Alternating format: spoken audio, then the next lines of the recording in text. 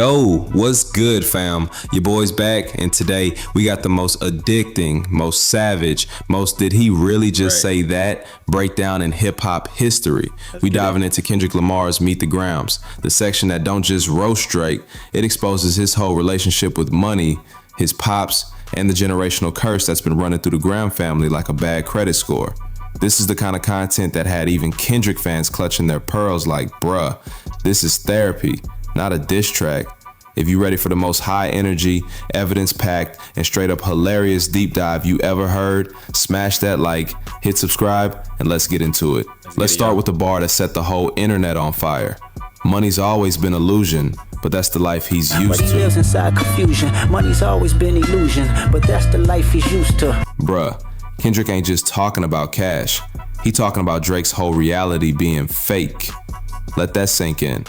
Drake been around money since he was a kid on Degrassi, and Kendrick saying that early money created a distorted reality. Drake out here thinking money solves everything, but Kendrick's like, nah, money's a mirage, my guy. You can't buy your way out of generational trauma. And yo, the roast is real. Kendrick saying Drake prioritizes material wealth and luxury over family responsibilities. He's blinded by the bag, can't see what really matters. That's why he out here flexing jets and chains while his family structure falling apart. If you ever seen somebody with all the money in the world, but still empty inside, you know exactly what Kendrick's talking about. The money mirage. Let's break it down. Drake's whole career built on the illusion of wealth. He got the OVO jet, the mansions, the Turks and Caicos getaways, the $500,000 chains. But what's it all for? Kendrick saying you so used to money, you forgot what's real. In the receipts, Drake's IG is a highlight reel of flexes. But where's the family? Where's the real connection? Kendrick's calling out the emptiness behind the luxury. And the wildest part, money's supposed to be a tool, not a mask. But for Drake, it's a whole disguise. He hiding behind the bag, thinking it'll protect him from the pain. But Kendrick sees through it. If you feeling this, smash that like and let's keep it moving. The father wound. Next bar, his father probably didn't claim him neither. History repeats itself. Sometimes it don't need a reason. Fuck. His father probably didn't claim him neither. History do repeats itself. Sometimes it don't need a reason. History repeats itself. Sometimes it don't need a reason. Fuck. Oof. That's a direct shot at Drake's well-documented, complicated relationship with his pops, Dennis Graham. Drake been rapping for years about growing up without consistent paternal support. Look what you've done. From Time, You and the Six, all about that absent father pain. But here's where it gets spicy. Dennis Graham has publicly disputed Drake's accounts, saying Drake exaggerated for sympathy and record sales. Drake clapped back saying, everything I said is true. So now you got a father and son beefing over who was more absent. That's a whole new level of dysfunction. Kendrick's not just roasting Drake, he's exposing the cracks in the foundation. And the comedy? Kendrick basically saying, bruh, your pops didn't claim you, and now you out here not claiming your own. And then what's so crazy is it could be a situation where the pops don't take accountability, so Drake don't take accountability either. It's your boy Jesky G. We back with another banger. Make sure y'all like, hype, comment, and subscribe. You know, I don't like to hold y'all. Let's get right back into it, y'all. This is crazy. That's generational roast, fam. That's the kind of bar that make you call your dad just to check in. History repeats, the curse continues. Next bar, history do repeats itself. Sometimes it don't need a reason. This is where Kendrick gets philosophical. He's saying, look, you got all this money, all this fame, but you still repeating the same mistakes your pops made. Let's connect the dots. Pusha T exposed Drake's son Adonis in 2018. He did. Drake hit him for years. Now Kendrick saying, you out here doing the same thing your pops did to you. And the wildest part, Drake got firsthand knowledge of how that pain feels, but he's still passing it down. That's the generational curse. That's the cycle. Kendrick's used history repeats in his own work, talking about cycles of violence, conflict, and trauma. He's saying, Drake, you had a chance to break the cycle, but you chose to keep it going. If you ever seen somebody become the very thing they hated, you know this bar hits. The tier system, roasting with structure. Let's break down why Kendrick's approach is so genius. He's not just throwing random shots. He's building a tier system of roasts. Tier 1, the money illusion. Drake's reality is fake. Tier 2, the father wound. Drake's pops didn't claim him, now he not claiming his own.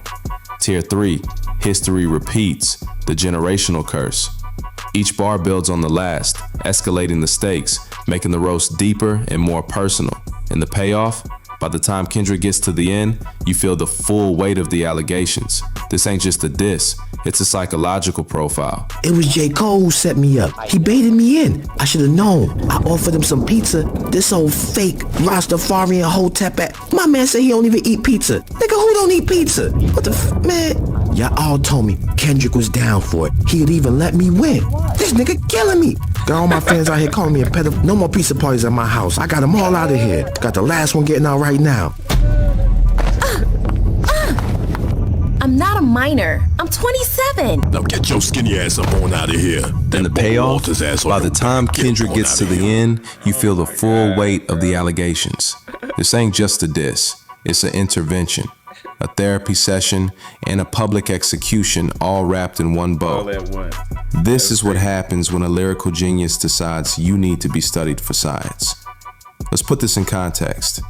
Most diss tracks, they go for the skills, the street cred, the image. They aiming for the head. But Kendrick, he went for the soul, the childhood, the credit score, and the family reunion group chat. But Kendrick, he's going for the soul. Let's compare. Nas versus Jay-Z. Ether was about credibility, manhood, authenticity. That was a demolition derby with bars as the weapons. Pac versus Biggie. Hit 'em Up was about betrayal, street code, personal beef. That was aggression in its purest, most unfiltered form. Pusha T versus Drake. The story of Abandonment was about secrets, fatherhood, and image. Pusha said, "You got a kid? The world about to know." And Drake had to change his album rollout. But Kendrick, he's combining all of that. Kendrick looked at every diss track in history, studied them like a PhD student, and said, "Watch me do all of this at once." And Drake's just out here looking like a case study. He's roasting Drake's money, his family, his legacy, his soul. This is the Hall of Fame of roasts, fam. And the best part, Kendrick does it with surgical precision. No wasted words, no filler bars, just pure, concentrated roast energy, like he distilled it in a lab. Every line is a scalpel. Let's talk about the psychological warfare. Kendrick ain't just clowning, he's diagnosing. Man turned into a therapist who bills by the bar, and Drake's getting charged for childhood trauma, daddy issues, and generational curses. That's an expensive session. He's saying, Drake, you're not just a bad rapper, you're a product of a broken system. He's exposing the trauma, the cycles, the pain. He's pulling back the curtain on the great and powerful Drake, and behind it is just Aubrey from Degrassi, with commitment issues and a shopping addiction. He's making the audience uncomfortable, but that's the point. Discomfort means it's working. And the curiosity? Every section promises deeper, darker content. You can't stop listening. It's like a true crime documentary, except Drake's the unsolved case. And I'll say this is the part where I'm going to actually give y'all my breakdown. Discomfort tends to lead to growth. You really can't have growth without discomfort. And in this track, it actually highlighted how a lot of the same things that Dennis Graham did, Drake is now doing. With the Pusha T beef, it didn't just mess up Drake's album, as my man Mike Drop said. He had a couple things mess up. His album rollout was messed up. He had a sneaker line messed up. He had a clothing line messed up. And I think he had a fragrance, a cologne that was going to come out. All centered around Adonis. And the thing is, his dad was in the States just doing his thing, and he really just started coming around once his son started getting money. Drake wasn't claiming Adonis until he could make money off of him. He could have been let the world know about Adonis. He only let the world know about Adonis once he had all this stuff lined up to make money off him, almost like a Kardashian, which is insane and which is, really repeating the same cycle that he's saying he went through. Because even yet and still, if Drake is saying like his dad did X, Y, and Z, and then his dad's saying like, oh, I didn't do all that stuff. If Drake is right and his dad did that, then his dad isn't taking accountability. which repeats the cycle again, because if Drake is saying that he was hiding the world from his child, but the world was whatever, he's just not taking accountability. So the cycle was just continued. So shout out Mic Drop TV, because that was a banger angle. And that was a dope breakdown. Y'all drop it in the comments. Let me know what y'all think about that. Let me know what y'all think about what I just said. Also, I'm going to drop another banger. It's going to be right here. Make sure y'all click this video right here. It's your boy Jetski G. If ain't nobody told you they love y'all, you know I love y'all. I'm out, y'all. Yeah, this was a banger.